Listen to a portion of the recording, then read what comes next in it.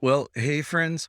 Welcome back to Mike's podcast, which at some point in the near future will no longer be called Mike's podcast. I've got some fun changes happening. Fun for me, maybe fun for you. Maybe you don't care and you're skipping over all of this. But short story for you here. I kind of started this podcast accidentally. And by accidentally, meaning like I didn't have any intention for something here. It all started when shutdowns first began with COVID, and I had been out of preaching in a church week in, week out for about 6 months at that point. And I just kinda had this thing building in me of like, what would I do? What would I say if I were in the pulpit right now? And so some of you began listening back then, and I just kinda I walked through some ideas from this ancient book of Job from the Hebrew Scriptures, and it was just some of what was sort of stirring in me at that point. And some of you started listening. And then what began to happen is I began to like connect with this other audience as well, this group of people who, for lack of a better term, we've been defining as post-evangelical pastors and church leaders. And we began sort of connecting. And I was like, oh gosh, I don't know what to do with this thing because I just gave it a terrible name because I'm terrible at branding. Mike's podcast, like type that into iTunes and you'll find 4,000 hits. And then I just like jumped onto canva.com and made a quick logo, which I am terrible at, and I should not be allowed to do those things. So I've got this terrible logo and a terrible name. And I've gotten to connect with a whole bunch of you though through this, and even had this gathering in South Bend of post-evangelical pastors and leaders last October. More than 100 of you showed up to that, which just blew my mind. And so many of you like said to me like, oh, I've heard your podcast. I've listened to your interview with so and so. Listen, and I just started to realize like, oh, this is one of our connection points. That in this like space for post evangelical pastors, leaders, churches, we're trying to figure out like how do we find each other? How do we connect with each other? That's some of the work that I've been doing over the last years, trying to figure out ways to build connection in that space, and have realized like, oh, this podcast actually is one of those connecting points. And so I want to be a little bit more intentional about that this year. So I've hired somebody who is working on rebranding it right now. They're working on changing the name, changing the logo, making it like actually be a bit more professional than Mike's podcast. Grab the first thing that pops up on canva.com. So we're doing that. The Another thing that we're going to be doing is I'm going to put these out in batches, because essentially what's happened with these is like I just put them out when I feel like it, and I've realized like that's actually not helpful if this is going to be a more intentional way that we're going to connect with each other. So what I'm going to do, rather than like put one out every week from now until infinity, that these are going to come out once a week in batches. So I'll put together like 6 or 8 of them. And then for 6 or 8 weeks, they'll come out in batches, and then we'll do another batch. Some people call them seasons. That felt like weird to me because I don't think I'm like producing seasons. So I'm just going to have batches of these that will come out. And with the recognition that like more and more of you are listening here who are leaders in churches, that has a little bit more of a bent then, and some of the questions that I'll ask with people, some of the things we'll talk about. We'll still talk about some of the things that we've been talking about on other podcasts episodes if you've listened to them. But like for instance, today we're talking with Scott Erickson. We got a really great interview with Scott, and we go into some really interesting places. But like one of the things that we'll do is we'll pontificate a little bit about like what does it mean to be somebody who's trained in preaching and using preaching to get people to do a thing versus the work that he's doing that so many of us are resonating with, of using visual art to excavate what the Spirit's already doing. So wondering like, is there something for those of us who are professional church leaders to learn from like the work that he's doing and the way that we're leading churches, congregations, groups of people, things like that. And so what you'll find, I've recorded almost all of the interviews that are going to be coming out over the next 6 or 8 weeks. And what you'll find is we're going to talk about these big, broader things. And then every once in a while, there's going to be something that will sort of like poke at and push into a little bit more that feels relevant for those of us who are leading in church spaces. Oh, we're going to get a little theme music in here. We don't have all that yet. Like just wanted to start putting some of these out again with the new year starting. And I don't know if you're familiar with a marketer named Seth Godin, writes all kinds of stuff. One of the things that he said years ago, I sat in on a talk that heard him give and it just resonated so much with me was he said, you just need to ship. SHIP. You need to ship stuff. And so, like, that's been one of my mantras. Some of you produce really high quality things, and so it takes longer for you to put them out. And for me, I put out a thing called Mike's Podcast with a crummy logo because I just want to ship it. I just want to get it out. So we're in the midst of rebranding. At some point, this will have a better name that somebody will have helped me to figure out something better to call this because I'm terrible at branding. At some point, there'll be some music in here. At some point, there'll be a better look to it. At some point, there will be more and they'll be better, but I just wanted to ship it. Wanted to get it out for you all. So we're going to get into the interview here with Scott Erickson, talking about all kinds of stuff. We're going to talk about shifting faith journeys, like what to do when things stop working for you and you have to make sense of what to do with that. We share some moments of talking about what we experienced in South Bend together with this gathering of post-evangelical pastors and church leaders that happened in October of 2021. And talk about his book, Say Yes, that releases January 25th of this year. Talk about vulnerability and the way that it operates as your relationship to weakness. We'll talk about spiritual practices, and in one in particular, he'll talk about a death practice. Talk about how COVID has changed the way that he approached the same work that he was doing pre-COVID. And we'll talk a bit about like what I mentioned earlier, visual liturgies is this like excavation tools that excavate the true story in you. And even think a little bit about like, well, what does that mean for those of us who like are professional speakers in church spaces? Like how do we think differently about that craft and that work? Because we're going to get into all that stuff. I think there's some really, really good things in here that Scott gets into. And I do want to give you one quick heads up. If you are listening in the car with kids or whatever, there is some languages here. Not a ton, but enough that like if I had small kids around that I would be like, maybe I might want to think about popping on the headphones. So just want to give you a heads up there. So we're going to jump into it here in just a second with no theme music as a bumper because I've not gotten that far yet. So I appreciate you all. I appreciate you sticking around. I'll have more to say in the near future, but I just wanted to give you a heads up on some of the changes that are happening. Appreciate you all. And thanks for hanging out. Well, hey friends, welcome back to the podcast here. And we have my friend Scott Erickson. And Scott, I just have a one sentence bio that I stole off of your website. Actually, Great. I found like 4 different bios on your website of various lengths. Here's the shortest one though. It said that you're an artist, author, and performance speaker creating a visual vocabulary for the spiritual journey. Correct. Yeah, that's good. That works. I wrote that. Yeah, that's correct. I like it. I approve it. Here's what I was curious. As soon as I read that, I thought like I've had this weird experience since I stopped being a full-time pastor of I'll meet my kids' friends' parents at something. And they'll ask me like, what do you do for a living? What do you do for a living? Yeah. And I'm like, I do like 17 things.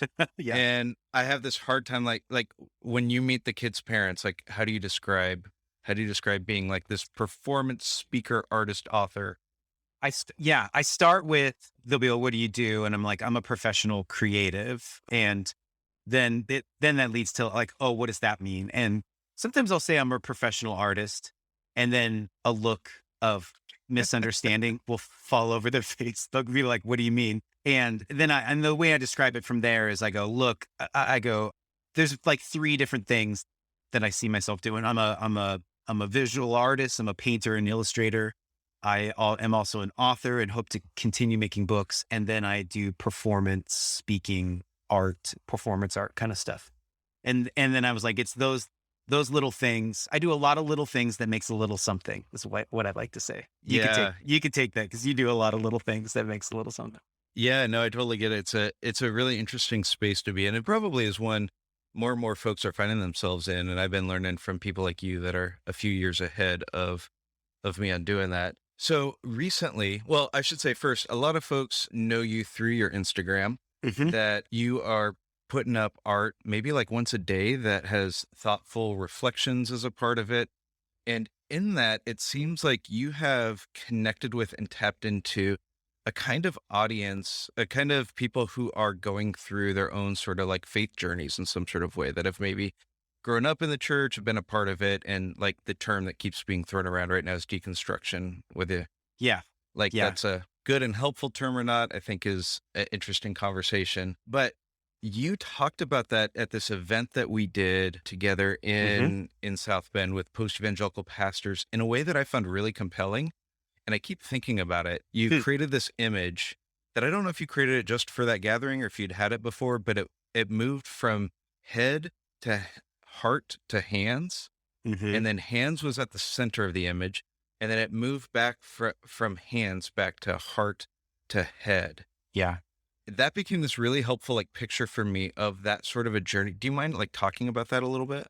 Yeah. It is. It's taken from a book called The New Copernicans, at least the initial part of it, which is in the author, I forget his name, I'm sorry right now, but he says that um our he believes that because of kind of the generational change, our ways of he's like all of our structures of like seminary and church are built on this idea is like where we start with our head, we start with an idea, and then we try to get that idea down into our hearts where we put our passion behind it. And then we bring it to our hands where we try to implement it. And he's like, what is happening though? And what he says is though, is that people are having different experiences, which we will say are hands. And then that's causing them to go, oh, I had this di- different experience than what I thought. And that really changed my heart. And then we move. So we go hands, heart, head, where we go, well, what was happening there? And I think in framing that conversation, I was like, I think what happened collectively in that group is that we were told one thing, but the moment you got your feet and you get your hands into it, you actually like met people, had experiences, implemented these things. You're like, actually, it's a lot different than I thought. It's a lot more dynamic. It's more complex than what I was told or what I thought it to be.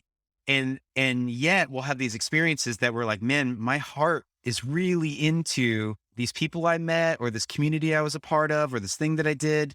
And then so it's like this on this other side, instead of like trying to bring passion to it, it's like it's bringing this out. And then what I think we were all there in that group is that our head, well, there's a big question mark on the other side is like, is that's kind of it was where we're like, I don't know how to, we're still trying to figure out what this is. We don't have the names for it and stuff, but we're having these experiences. Our hearts have changed or our hearts are changing or growing. And then maybe we just don't have the vocabulary for it yet. Yeah. Yeah. Yeah. It reminded me, like, just even now as you were talking, I was reminded of the story of Peter in the early church, Yep. that Hmm. he has this encounter with Gentiles Yeah. that doesn't make sense within the framework that he's learned. Yeah. And he says, well, like clearly the Spirit's doing something here. And then he has to make sense of that Yeah. in a way that like reframes things for him, right? Yeah. Yeah. He goes back to Jerusalem, talks it through, and I'm like, well, I guess the Gentiles can be saved too. Like they're just like, what happened? Okay. Yeah. Yeah, Yeah, it's a really interesting thing. Like where for you, where did that start like happening? Did you grow up in the church? I did. Yeah. You, Yeah. I grew up in the church. I come from a family of my dad's like a pastor's kid. So he sold tools. He wasn't in ministry, but my parents were always involved with kind of ministry, like our church and then like overseas missionary stuff. mm, So I grew up around a lot of church culture and I liked how I grew up. I think it was great. I think there was some bullshit, but like who doesn't have like something in their childhood? They're like, I don't know. But really, I was around a lot of kind people, and I loved youth group, and I loved all the people I met and stuff. But yeah, I think now in my 40s, it was pretty typical for a lot of us. But like it was in my 30s, like things stopped working for me. mm, And when I say things stopped working for me, it was not.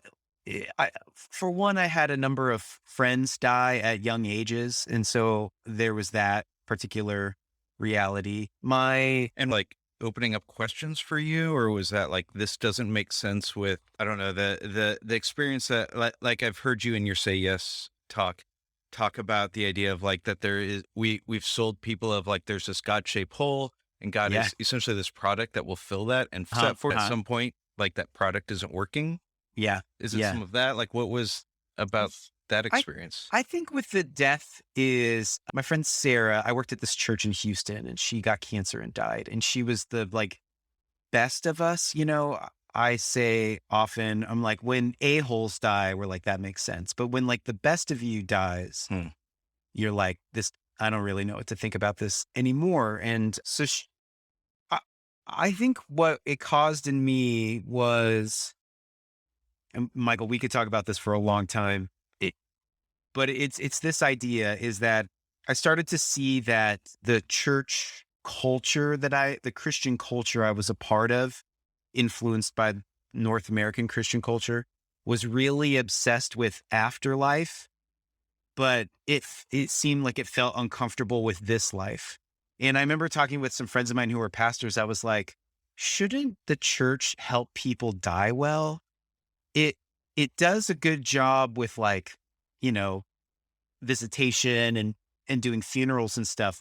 But I was like, I don't hear a lot about, like, accepting that you're gonna die. It sounds like Yeah. a lot of like, well, don't worry, there's something after it. It kind of it wants to bypass the reality that we're all going that everybody has died. Even Jesus died. I mean, if you want to get real literal, we got Elijah and Enoch, and that's two guys ever out of everybody. Everybody dies.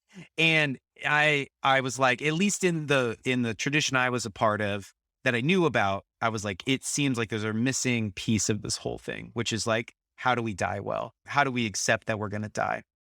I mean, I now I see it better where I think there's this, like, if you can die before you die, you can truly live. I think Jesus is speaking to this, like, you know, I think there's this, like, pick up your cross and follow me, which is this kind of like dying to yourself, dying to your ego, dying to the false self.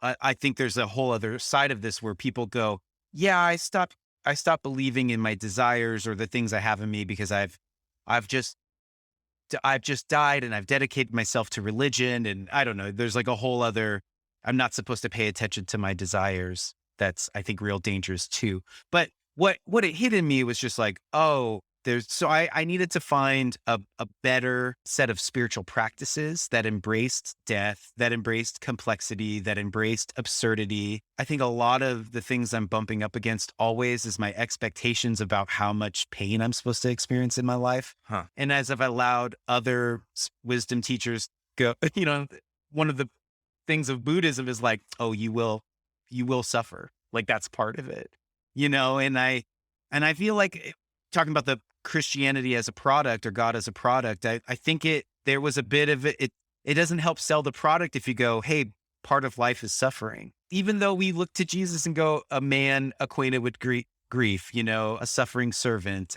I like to say often, I'm a Christian because of the resurrection, but mostly because of the shortest verse in the Bible, Hmm. which is Jesus wept. Because if that story wasn't in there, if there was a God who said, I participated in humanity and there wasn't a story about that God going to his friend's funeral, I wouldn't believe it because that's what all of us have to do. And I would be like, you insulated yourself from this experience, which is that we all have to eventually confront our finiteness. And yeah, so those are, I'd say Yeah. we could talk about this a lot. Yeah. Yeah. Well, I mean, I was going to get into this in a little bit, but like in a lot of ways, that dovetails into the book that you've got coming out Hmm. on January 25th, right? Called Say Yes. And I mean, this is some of what you get into in that, isn't it? Of like, you talk about I've heard you in Say Yes talk about the idea that like recognizing our desires and Hmm. even the death of things that we desired is this like portal that opens us up into new spaces. Do you mind talking a little bit about the death of the thing and what, like, how does that open you up? Yeah. Uh, so Say Yes started as like a talk and then became like a performance piece. And then with the break of COVID, right before it started, I got a book deal out of it. So I spent part of COVID writing that book and illustrate. It's like 100 illustrations and stuff. I should have my elevator pitch down really well, and I don't. So thank you all for listening to it. I would say yes is like it's like a layer cake. There's a few things happening at once. And the way I like to describe it is that, like, death comes on a spectrum. Giving up on yourself can come on a spectrum. Suicide can come on a spectrum. Meaning, like, you can give up on yourself but still be alive. You can Hmm. numb the pain by binge watching something every night. You can distract yourself by always being on your phone or, opening a bottle or numbing out to not deal with things that you need to deal with. And you can go all the way to the end and go, yeah, I just don't want to be here anymore.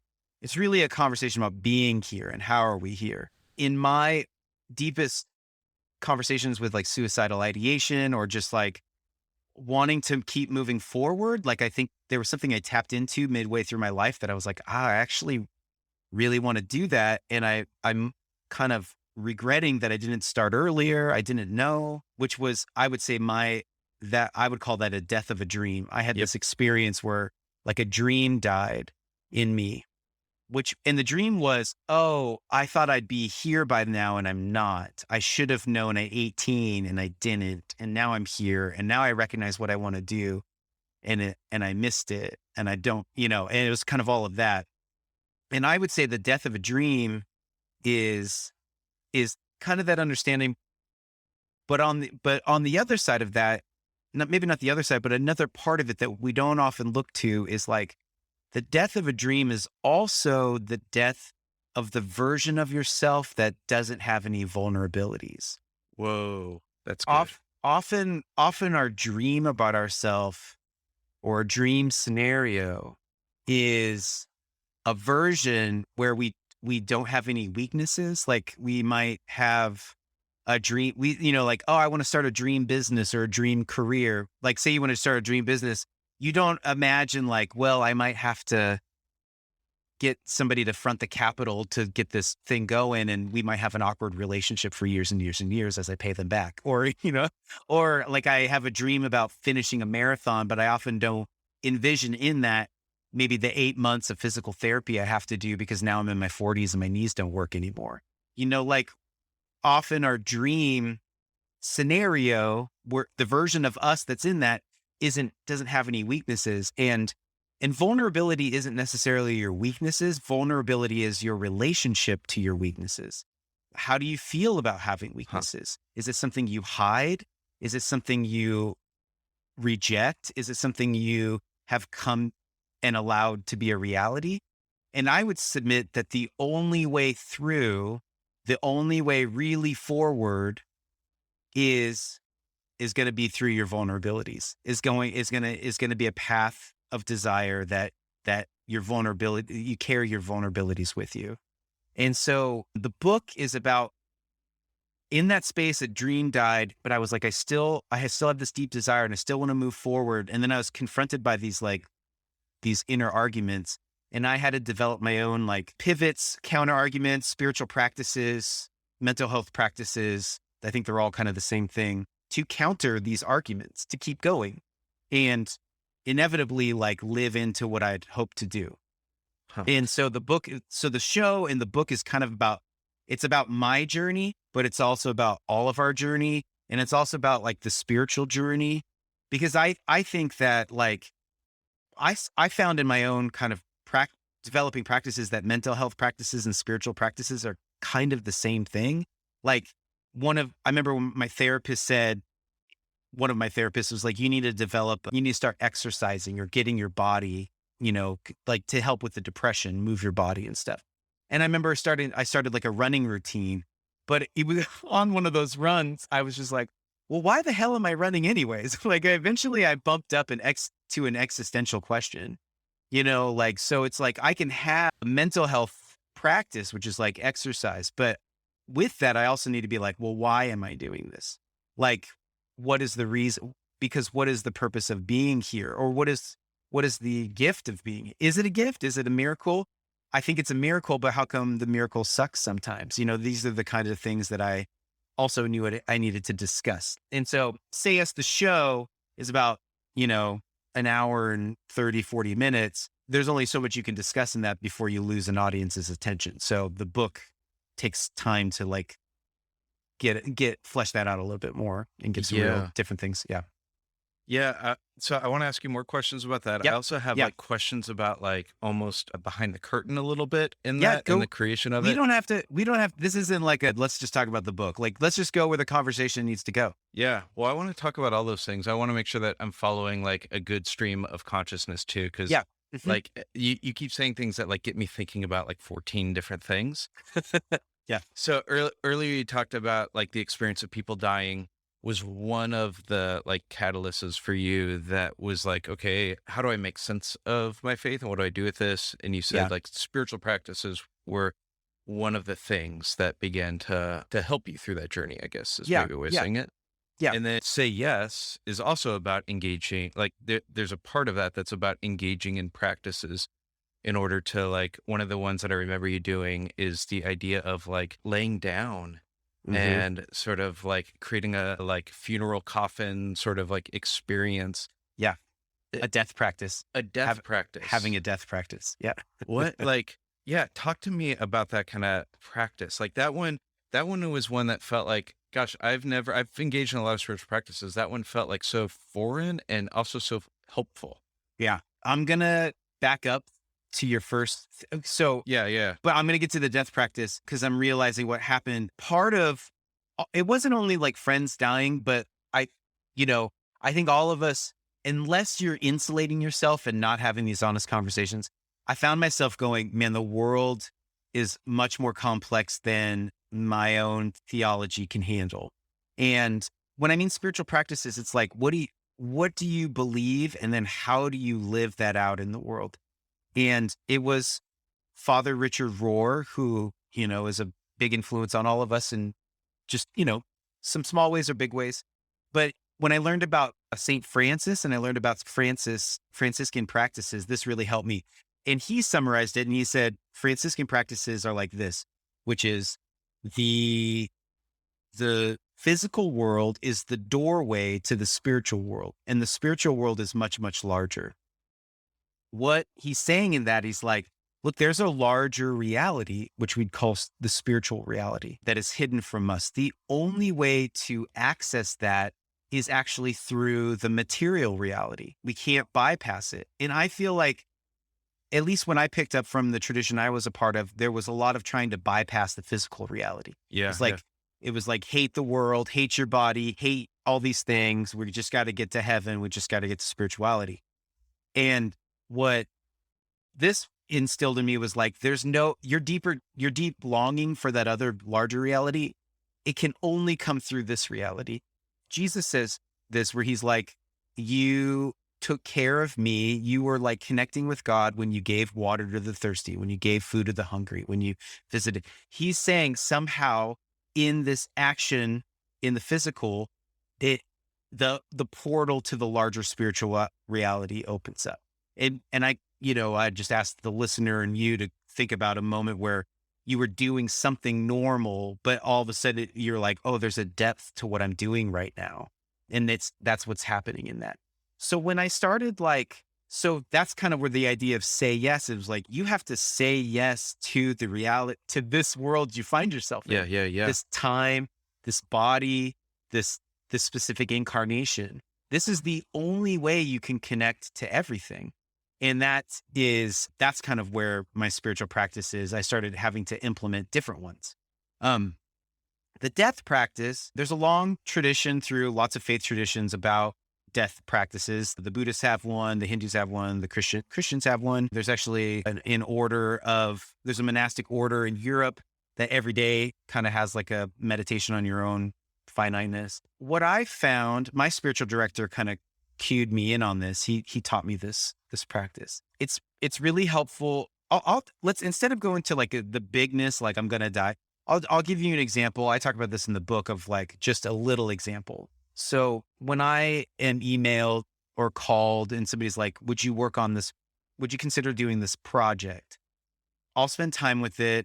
And I have my own practices about how I spend time with stuff and what I say yes to. But like, one of the things I'll ask myself is I'll go, if this is the last thing I did before I died, would I be okay with that? Which is a lot of pressure to put on a project. And so I'm not trying to do that necessarily. But what happens when I go, if I say, yeah, I'd be okay with that, then that's a good sign that that's along the lines of what I want to do. But if I go, no, I wouldn't, then I'd have to ask myself, what would you rather be doing? Like, what do you wish you were doing? Well, I wish I was doing this. And then and all of a sudden what happens in that moment is kind of this inner compass appears because it's like, well, why aren't you doing that? That's what you need to pay attention to. why have you been ignoring that the deepest thing in you that wants to come out the most? So the death practice helps keep that inner compass in focus, because a lot of like things in life, conversations, influences, what you think's important can kind of muddle up the deepest thing in you. But to just go, even to just simply go, I'm going to die at the end of the week. How would I adjust my week? I'm going to die at the end of this day. How would I interact with the people I love, the people I meet? Well, how would I spend my time? What would I notice? Would I enjoy my food, or would I just wolf through it? Would I like enjoy a mundane task of like playing with my 3-year-old, with his boring toddler stuff? Or would I go, man, this is great. I only get this for a little bit. You know what I'm saying? It just Yeah. Yep. helps. It brings you to the present, which is really all the practices. It's just like going, you're here right now. Everything is kind of magic. Just be here right now. So I have this like these various levels of the death practice that just they're just there to help me like tune in and be here and pay attention to what is most important. And I would say, and there's a longer description about the path of desire that's put in each one of us to walk, that Ignatius points to, that I think Jesus points to. And that is the thing that you're paying attention to. When you do the death practice, you have this thing that comes up in you. It's like, that's what you got to pay attention to. Yeah.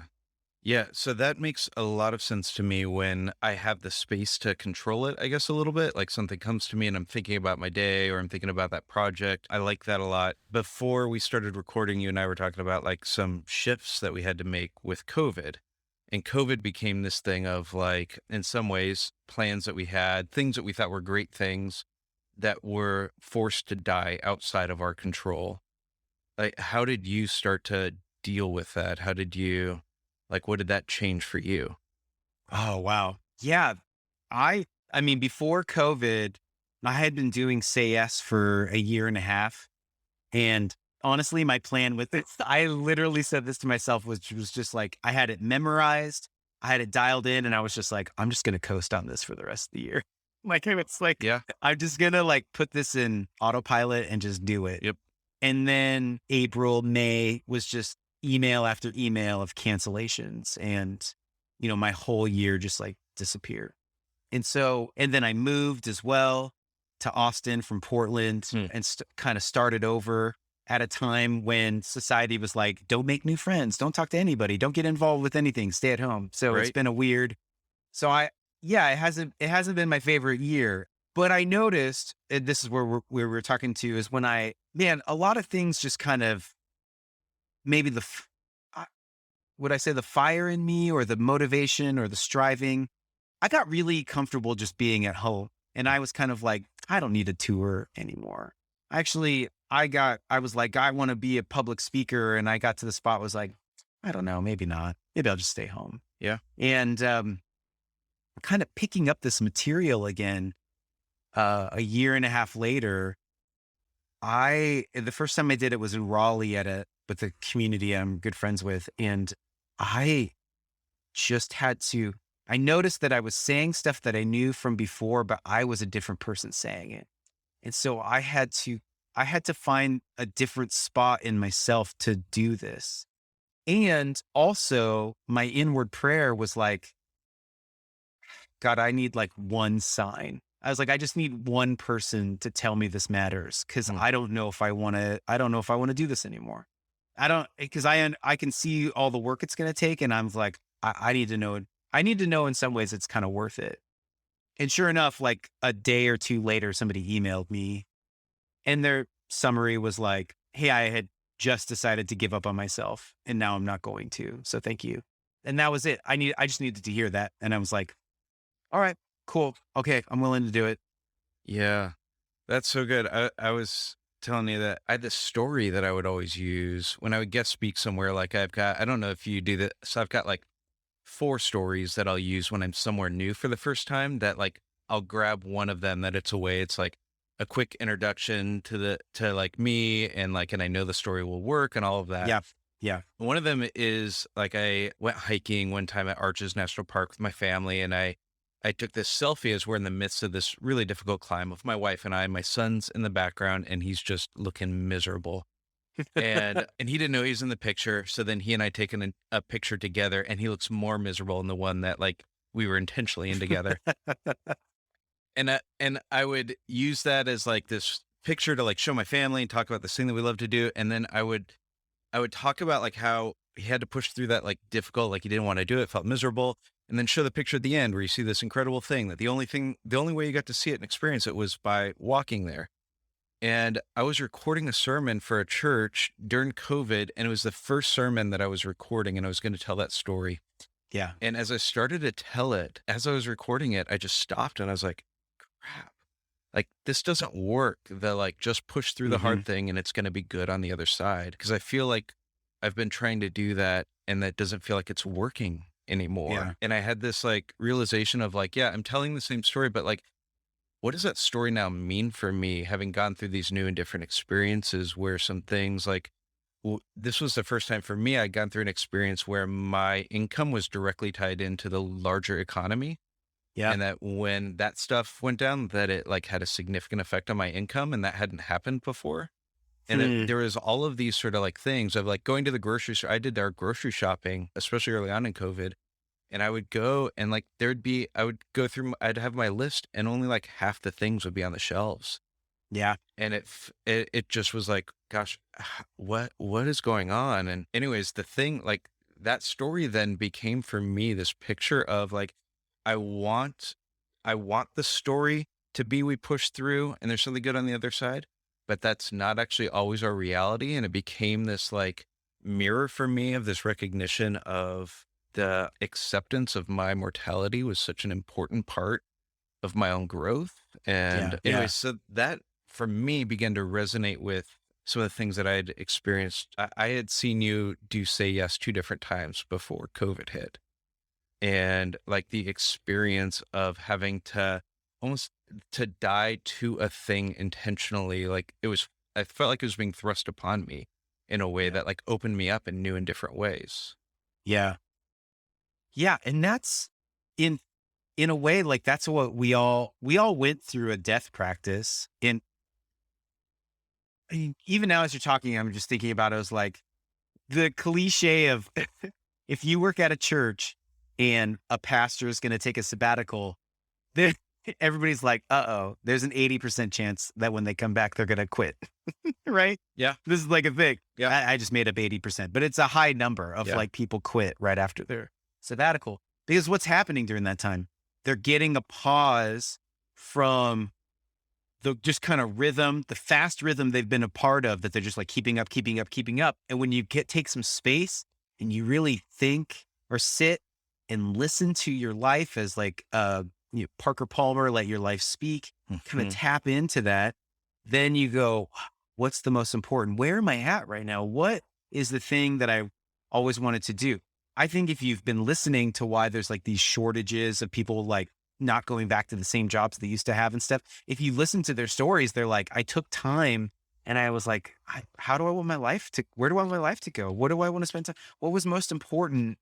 And they're tapping back into that. And so there's kind of this like societal reset that's been happening. I think, and then there's a lot of things that died. There's like, I mean, unfortunately and real mournfully, like some people we know, a large amount of people we know passed away, died. Some of us feel like we just lost our elders. Some of us feel like we, the just because of politics in this country and race conversations and things, they were just like, oh, this thing I was a part of, some of its true nature or the ugly side of it showed itself, and I don't know who to trust anymore.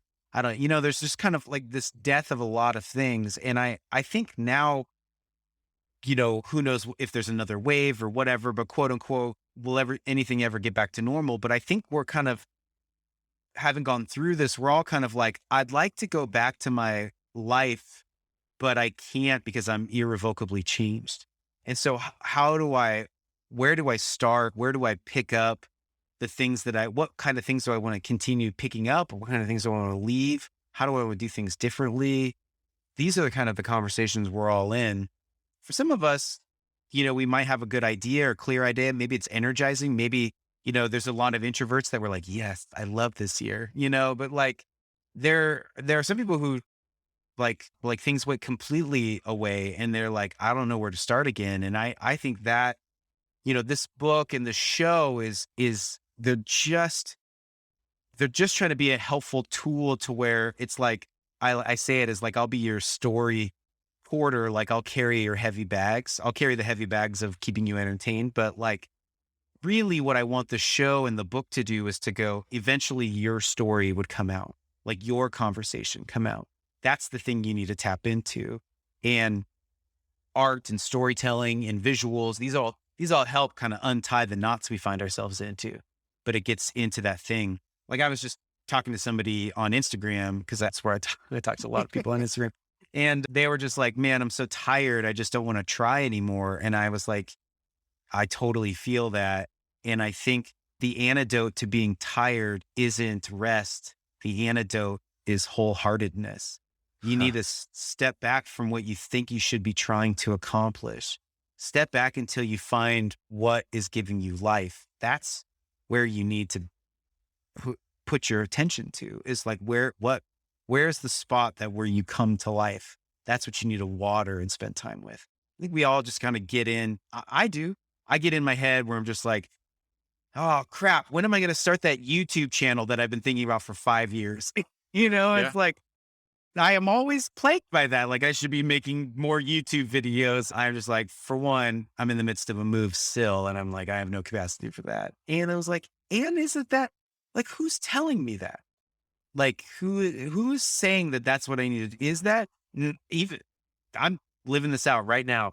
For all of you listening, I was like, I probably should do a death practice on that. I should probably do it and be like, is that the deepest thing in me? Is it like a YouTube channel?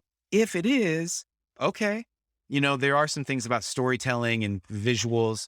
This is the reason why I don't do a podcast, is because I feel like the gift I can give is visuals, and podcasts don't have that in it. Yeah. I know then that's one of my main reasons I don't. But anyways, so there you go. That's Yeah. No, that's well, the visual thing is really interesting. And this is one of the like things I wanted to maybe like pull back the curtain a little bit, because you've got this book that's got a whole bunch of visuals that's a part of it. Mhm. Your other books that you've produced have a whole bunch of visuals in Let's it. see. I'm going to show you some pictures. There's Oh, like yeah, yeah. pictures Oh, all yeah, there's throughout. so much. Like Yeah. scattered throughout the book as you're flipping through it right now, there's all these Yeah. like images that are pieces of it that look very Yeah. quintessential Yep. ScottEricksonArt.com. Nice And plug. Thank you. I feel like you are the one who really introduced me to the idea of visual liturgies Yeah. and recapturing those in ways. And so I've had these really interesting experiences recently where like we've got this little gathering that we do at our house every other week with a small group of folks who are local, who like are feeling church homeless right now, aren't really Yeah. sure where they fit. So we're like, hey, let's just collect up our friends that are church homeless and do something together. So we start with a shared meal and conversation. And the first question that we ask is like, how are you showing up? Where are you at? And we started the first week by using you put up on Instagram one time these like 9 drawings of a car. Yeah. Yeah. A visual call to worship. Yeah. Mhm. So I stole it off of Instagram and I printed It's it great. up because I couldn't great. find it to buy from you. And so we used it that first time, and that visual thing was so helpful, where people were Yeah. like, I feel like I'm this car right now, and here's why. Uh-huh. Yep. So we just started doing it every week, where now every time that we're together, like we pull out that card and somebody points to a car and they're like, I'm this, I said I was this last time. And that visual like open them up in new ways. So the other thing we do is we do some sort of like contemplative practice together. Mm. So last night we just had a gathering where we decided like, oh, why don't I thought that you had something, and I found the stuff on your site that you've got visual contemplative practices. So I bought that and we printed them up and I put them out for people to like look at and identify with and answer some questions with. Yeah. And I was shocked at how quickly somebody would look at that and how quickly they would get vulnerable and honest and like weeping as they're sharing things that like image opened up for them. So I'm a person who like I was trained to be a pastor, had been a pastor for on staff at this church for 19 years, over 20 years being a pastor, and like preaching is a part of like my vocation and how like I know to communicate the things. And there's this other thing that's happening with Yeah. images that I'm not able to do with words. and Yeah. I'm trying to make sense of all of that, and I'm trying to figure out Yeah. like what does that mean for pastors? I don't know. I just said a whole lot of like, what do we It do with means that? that you should buy my shit. No. I feel like there's a point too where I'm like, I'm gonna run out of things to buy from Scott Erickson artshop.com and like have to find other things. So anyway, there's a That's bunch of funny. like the kinds of pastors that came to the gathering in South Yeah. Bend, like will listen to this. Like what is it that we need to know about recapturing visual liturgy? What would you want to tell pastors about the craft of communicating of like opening up people to the divine? Like what is it that we can grab a hold of through like what have you learned through your work that would be helpful Yeah. for us? Yeah. This is a great question. I can tell you what's happening in that moment. So I explored this with my friend Justin McRoberts. We made a couple books Hmm. on prayer, and made be so, available everywhere. But we described this in the beginning of prayer, which is how I see art. I mean, we don't necessarily think about words this way, but it's true. This is what's happening here. I'll tell you. Let's start with this. Have you ever been in your car and you turn on the radio and then a song comes on that you really love? But in that moment, you're like, oh, you turn it up. You're like, oh, this is my song. This is my song right now. What are we saying in that moment? What we're saying is like lyrically and sonically, somehow the artist has perfectly described what it feels like to be in your own skin. And when you hear that song, it's like, yes, you just like, there's this inner, like, yes, yes, this is it. This is the truest thing in me. And so that song becomes a vehicle to approach God with because you're being honest. You're like, there's this honesty. It's helping you get in touch with what's already in there. Um, and what Justin and what we started cueing in on is we were like, for our first book, Prayer, we were like, this isn't a book of prayers. This is a book of excavation tools. Prayer is the conversation that's already going on inside of you. It's the ever-present, ongoing interior conversation that you're having with God and reality. Like these words and images or songs or these other things, they help us clue into that or like get in touch with that. So that's kind of how I see the whole thing. So when from my experience in creating images or presenting images in sacred spaces or just in community spaces is that when people see it, it's excavating that true story in them. So like so what is happening when you show those like 9 images of a car? One's like getting a tire change, one's zooming fast, one's got a bunch of stuff on top of it, one's on the side of the road with fire coming out of it. What's happening in there? It's just pictures of cars, but it's excavating how you actually feel about your life. Yeah, like where you feel like you're at, how you think God is talking to you or not talking to you, how you feel if you're measuring up or all of these things. It's excavating, it's helping you get in touch with that thing that's already in you. And when you can, and real prayer is like getting in touch with that. Like this is why Jesus says your Father in heaven already knows everything you need before you even ask. And then he gives us the Lord's Prayer. Why would he say that?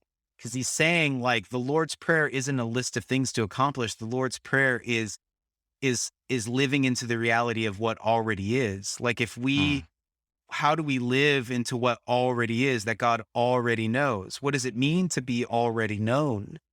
Part of knowing that you're already known is you getting in touch with what Yeah. already needs to be known, you know? And when you can sit in that space of the already known, then all kinds of miraculous things can happen from that spot. So that's, I'm not saying all art has that intention, all music has that intention, but it doesn't. I mean, I make that stuff with an intention on my part, but I think you just need to pay attention to what your favorite song is right now. What's the image that you've seen that you can't stop looking at? Though that is cueing you into a deeper conversation about your life. That's what I would point out. I just happen to try to curate something that is doing that through Instagram and also trying to create a visual vocabulary for that people's experiences. That's what I'd like to try to do Yeah. for however long I can. Yeah. I'm wondering, even as you're talking, like I started thinking, it seems to me one of the differences between the way that I had approached speaking for a lot of years in ministry versus what I've experienced with you is I wonder if I have not trusted people to trust what the Spirit's already doing in their life. And so I need to Yeah. control it a little bit more. And Yeah. I need to create a prepackaged thing that tells them what they're supposed to think, feel, and do, as opposed to doing things. And you even do this, you did this at the gathering in South Bend, where you started with, you had created questions that people had around the audience that they pre-filled out, they passed them around, and then they were read. And the way that we began was not by telling people, here's what this is, and here's what you need to think, do, feel, here's what's happening right here, but instead was inviting their participation into it. And Yeah. there's this like trust of people, trust of the Spirit in people, trust of what the divine is doing in people in a way like, I don't know, that feels different than, and not that I love preaching. I think that there's Mhm. something really sacred and beautiful about it, but I can see the limitation in, or maybe the limitation is the wrong word. I can see the inability to trust people enough where we want to make it super precise as opposed to that we're putting something in people rather than excavating something out of people is probably a better way of saying it. Yeah. Yeah. Yeah. Don't get me wrong. I was a youth pastor, and I've been a lot of different kinds of pastors, but the scariest thing ever is an open mic youth group. Yeah. Yes. Allowing that. And I have been at church services where I've seen that go real wrong, or just like, get into not inappropriate, but just like embarrassing people. People don't know how to be appropriate on a microphone. So, I understand like the curating something. I try, like, with those questions, I try to keep it real specific, and when you mix it around, it keeps the anonymity, so you're not asking people to make public declarations from their own voice, but all of this stuff. But I think more and more what I'm most interested in like performance or speaking is trying to unearth what's already in the room. Hmm. 'Cause I think that's what's the most interesting. I mean, I want to become a better practitioner of as a speaker, an articulate communicator, but like I think I'm more interested in about like what can I do that could help bring out what's already here. That I think is the surprise, or what we're really wanting to. Like, and there's nothing wrong with this, because I remember in college I had a job and I was really tired all the time, but church for me was like going to a mega church and sneaking in the back corner in the dark and just listening to stuff because I was so tired, listening to stuff and then leaving and never interacting. And that, I understand that, but I think what we're all really longing for is a way to participate. And I think we're just still always evolving in our sacred ceremonies and stuff about how do we give places and chances for people to participate. And that's going to be up to the specific leaders on how they want to do that. But Huh. I'm interested in that kind of, I'm not trying to create my own church, but I am trying to create these like weird liturgies that nobody can get fired from, like that's the thing. Like, you just don't come to a show, but like I'm trying to go. Say Yes was because I did a first one called We Are Not Trouble Guests, which is about the gift of your existential crisis. Say Yes is kind of like this way of, it's like, how can you make a transformational experience? Can you make something where people come and then at the end they've been transformed? And what are the elements of that? And I've been experimenting with like being the host or the curator and allowing the audience, or those who showed up to participate, allowing that to change and mold the feel of the thing. And also in doing something over and over and over again, it becomes less boring because there's aspects to it where I'm like, I don't know what's going to happen tonight. Yeah. Like, and there's some really hard things. There's some really surprising things that get shared. This last one I did in St. Louis, a guy, he said, I was sexually molested when I was a kid, and I nobody knows. I haven't even told my wife. And then he came and told me afterwards that it was him, because I said to him, I said, "Hey man, thank you for sharing." Sometimes I just most of the time I let it pass, but sometimes I'll be like, "Hey," and I was like, "Thanks for sharing that. I just want to let you know that that happened to me too." And so I think then afterwards he found me, and he was like, "Yeah." And I was like, "Oh, it's you." And he goes, "Yeah, I still haven't told anybody about it." And so there's that kind of stuff that comes out. There's also like a lot of like ridiculous stuff, like poop jokes and, Right. you know, Well, bowel experiences. Were you at the one in Denver? No, no, no, because you lived in California at the time when I met you. yeah, Yeah. yeah, and I'm still out here, and so I brought you out. I don't know if you, like in December you Just were get out here for something. just getting all these Michaels Oh yeah, mixed yeah, up. Hidalgo. Hidalgo. Yeah, it was like, which Michael was it? Yeah, Yeah, you yes, did one yes. out here in Long Beach, I and remember then that night. there was one in that I'd seen before that in Rancho Cucamonga. Which so like what's fascinating to me, and even as you were sharing about like the way that it's participatory and like what's in the room is what creates it.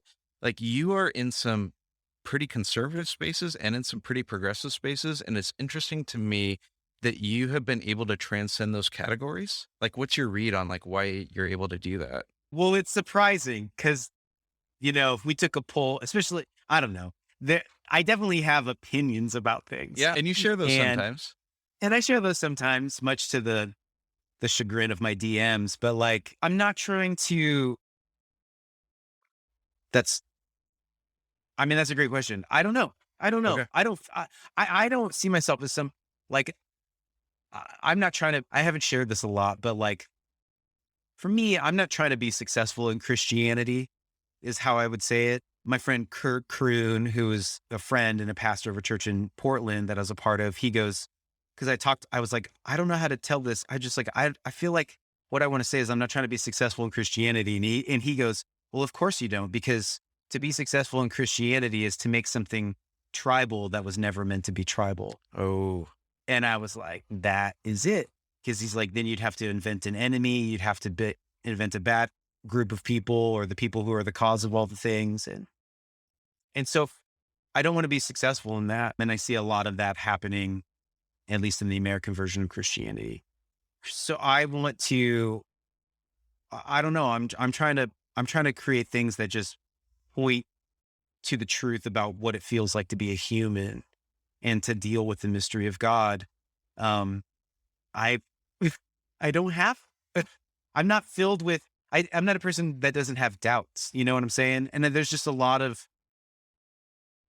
of stuff being said from a stage that I'm like, I'm sorry, I don't know how to talk that way. hmm. I don't live in that assuredness. Is that what you need? I can't give that to you, but I can offer you, presence in the mystery. I mean, that's the thing that I don't know. That's what I think. My belief is that everybody bumps up against the mystery of God at some point, and like how to and to create spaces where that's allowed to talk about like you haven't figured it out, you know, like and you can bring your doubts and questions and I and then this is why I'm not everybody's cup of tea is that I went to this experience where I saw a comedian and a pastor speak at the same thing. And I was at this theater in Portland and I was like, oh, this pastor's doing his like, best of sacred stuff. And this comedian's doing like his best of dick jokes. And I found myself in that room going, wow, this is what real life is like. It's sacred moments and dick jokes at the same time. Like let's be honest, like, and I don't say that at the beginning of the book because my editor and my agent was like, that's a little hard right at first. I think at the beginning I say it at the beginning of Say Yes to Show, but at Right. the beginning of Say Yes the book, I think it's a pretty good one where like what we know is that being here is that life is a mixture of what is the exact line it says? And what we know about being here is that life is a mixture of sacred moments while letting a little fart out at the same time. Which I think is much better for a book form because it's true. It's kind of like we must. You've probably gone to a church service and ghosted the narthex, like, "Ooh, oh, I'm about to like praise Jesus, but I got this gas from last night's pizza. Like I like That's Mother Ter- incarnation, right? the Pope has diarrhea. Mother Teresa had a monthly period. Like, no matter how saintly somebody is, at some moment their body was like, or your thoughts or your feelings or these things, or you saw something, you laughed inappropriately. That's what life appropriate for what? Like, this is what life is. And Hmm. it's my deeper concern as like a spiritual director and as a spiritual person. And I know you've probably experienced this too, is that my friend Paul Ramey says this, why do we see all these professional ministers like flaking out? And he goes, I think it's just baby steps to a divided life. When you start compartmentalizing, like, here's my sacred self, here's my real self, here's my religious self, here's my Yeah, yeah, yeah. hidden self. all of a sudden, like you're so far apart. Those two parts of yourself are so far apart that they just implode. And I think the goal of all of our spiritual journeys is not to become a better person. I think the goal of our spiritual journey is to become a whole person, is to let those things, let the dick jokes and sacred moments sit together Hmm. and realize they're not strangers, that actually that's the living room of your life. That is the wonderful love seat. The sectional that you hang out with and watch shows together is your sacredness and your crassness at the same time. And I wanted to kind of make a space for that. And Yeah. that's what Say Yes is attempting to do. There's so much about that that I love. And I'm also still mystified that you can talk like that and like have Saddleback bring you in to do paintings for like this Yeah, anniversary of the Reformation. yeah, but they didn't want me. Nobody was like, please take a microphone, Sure. to a room full of California boomers. And like, I wouldn't have been, I understand context, yes, yes, I get, it is interesting. It is interesting. Like I don't know, the thing is, and I appreciate your love and support. I'm kind of doing a thing that I don't have a lot of competition, but it's also kind of in a field that not a lot of people care about. I don't know. Like, I think the creation of Instagram and Facebook and stuff, these very visual platforms, that's where it really exploded, just Right. because it functions really well in there. But like, professional religion is mostly about speakers and musicians and nonprofit leaders, there's maybe Makoto Fujimura, who's delightful, but my arch nemesis. No, that's my own joke, but I'm just like, hey, there's other people besides him. You can call other people if to speak into these things. But yeah.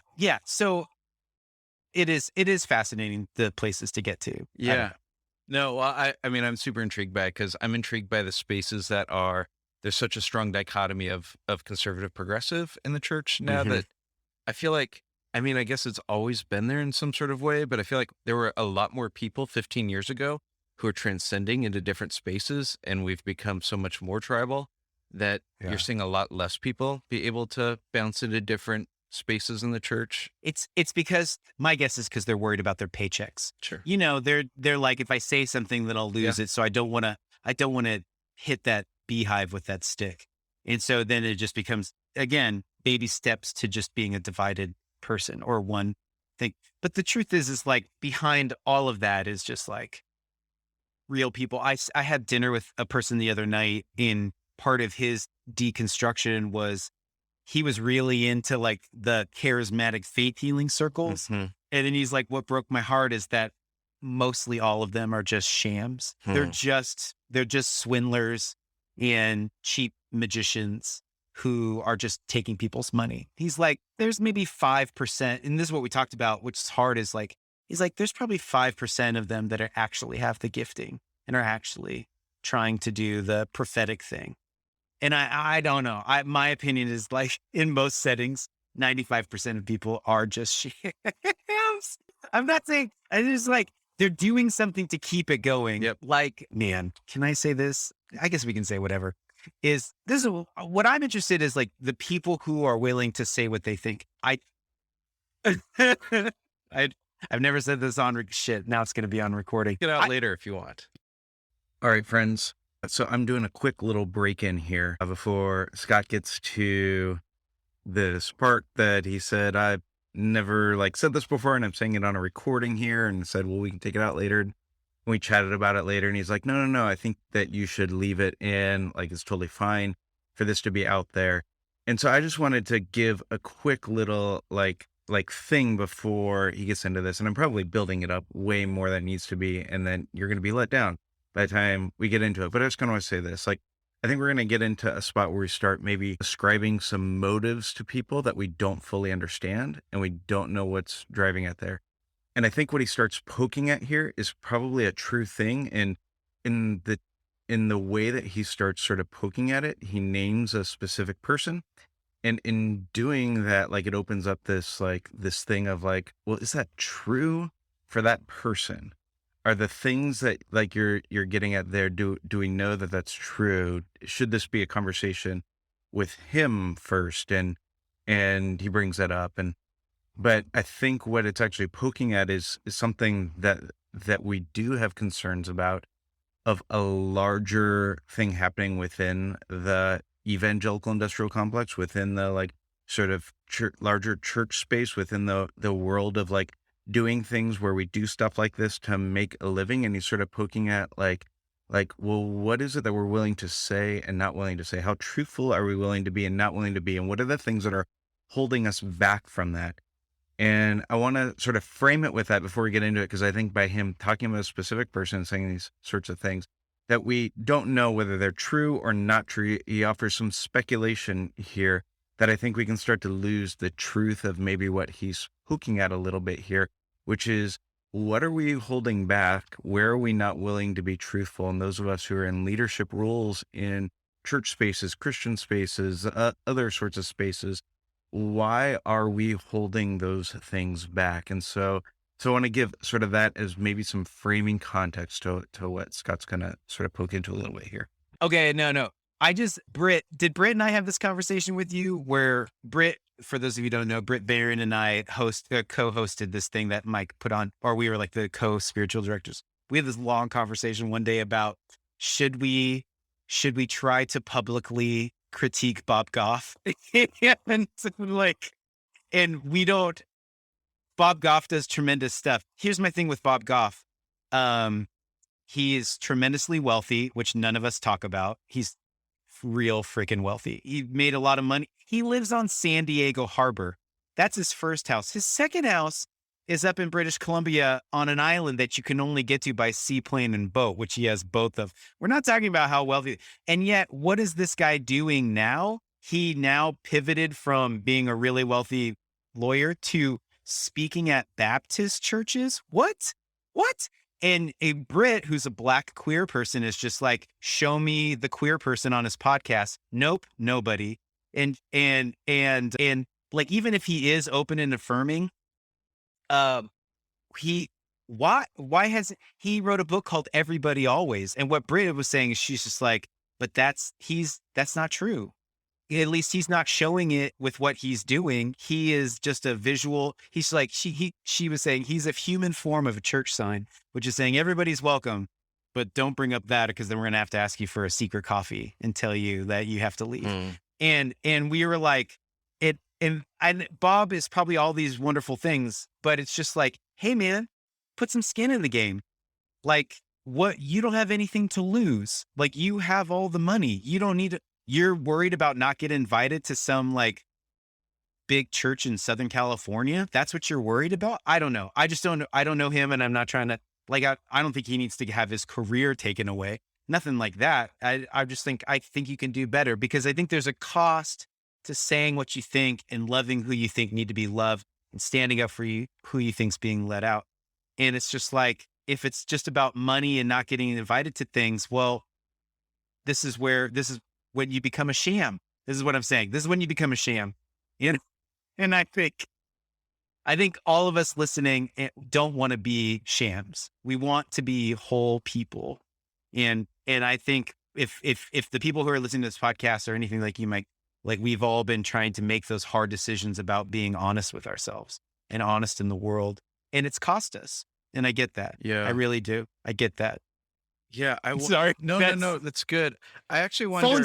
Phones are ringing off the hook right now. I'm not in the Bob Goff. I wouldn't say I'm an anti-Bob Goff, but I'm not in the like, I'm gonna pay attention. I'm to not all anti-Bob of Goff what he's too. doing. Although I have some interesting interactions with him. I think he's just a figurehead of a whole industry built on right, like talking about stuff but not going far enough with it. That's my opinion. That it's like, if you were to take this headline and like play out, what does that actually mean? Are you actually doing the things that it means? Or are you staying at the headline? I get that. I've wondered if, I've been in this conversation a few times. I've wondered if the money thing is a little bit of a cop out, if it's like actually, if that's actually what it is for folks. And if it's actually something else, if like at times. Oh, I love where this is going. Do you think it's like loneliness? Do you think it's like rejection? Yeah. So like for me, I'm an Enneagram 3. I want people to like me. I want to like be fit in. And Yeah. so I often was not like, oh, I'm scared of what this does for me financially. Like that wasn't like a thing. But there was, if I was to dig down, it would be like, oh, I'm scared of being rejected. I I'm scared of not having the tribe that I've always had. I'm scared of the people who have looked up to me not looking up to me anymore, and the loss of like those sorts of things. And not, anyways, all that to say, like I don't know that this is necessarily what you're doing, but I'm here. I've heard the critique a lot of times of folks saying like people aren't speaking up because of money, and I know several of the people that aren't speaking up for things, and I'm like, I actually don't think it's because of money for them. Hmm. Hmm. Man. Yeah, it probably is it. It's good. It's good. Yeah. Because the people who, yeah, because it's like they're fine. They're fine. But why aren't you? It's this other thing. Nope. Nobody likes being pushed to the outside. Yeah. And I think the particular pain that I experience in the communities that we are a part of, it, do you know Zach, our friend Zach Lambert? Yep. You've talked, we just had lunch today or the other here in Austin. And, you know, for both of us, we both, as much as we can with our whole hearts, are pursuing love and love, our interaction and our listening and being molded by the Spirit of God, which is love, has led us to the spot where we have made decisions and those decisions have cost us relationships. Yeah. And I think it's real hard to like choose love and then be rejected because of that choice. And then when you see others not doing, I think so yeah, I think there's that particular pain. Hmm. I think what you're saying is right on, man. I mean, I think there's a longer conversation that's worth talking about there. And even, sometimes I also think we all have this like invisible enemy, maybe some like old nasty church ladies. Some people, I've mentioned this to some people are like, no, she's a real person in my church. But we have whatever particular voice we have, fear that's telling us not to take that next step is something we really need to confront, each one of us. Yeah, that's so good. I've taken a lot of your time. Well, It's been great. oh my gosh, I could talk to you for hours. I feel like Well, we'll do it sometime we soon. should do it again. And so first, like, I just want to say you are such, I feel like an important voice for this moment in the church. Like so many people are resonating with you, not just because your art is interesting and good, but because it is tapping into something that people are on this journey of faith and it's changing for them and they're looking for some sort of handhold.